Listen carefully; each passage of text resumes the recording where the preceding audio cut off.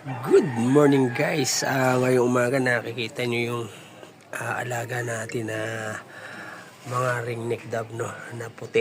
Tapos ayun meron tayong diamond ringneck,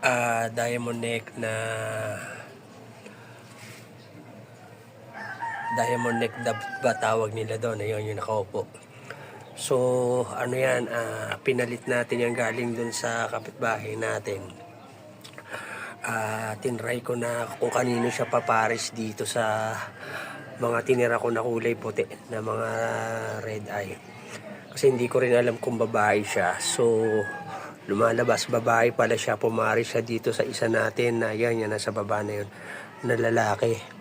Kasi itong dalawa na to, ito at saka to, magkapares na itong dalawa eh. So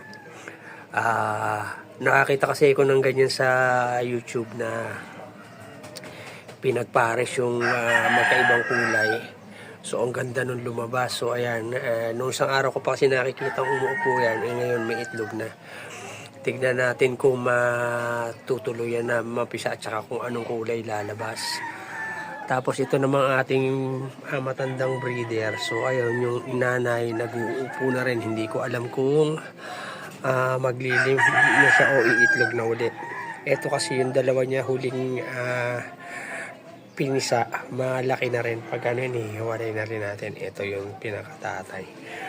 Tapos yung mas matanda dyan na isa, yung sinundan nila, ay ito, ayan. Magpares na rin yan. Ito yung babae, ayun yung lalaki. So pag guys, i-update ko na lang kayo pagka kung ano mangyari sa kanila pagka namisa. So maraming salamat sa panonood. Thank you for watching. God bless.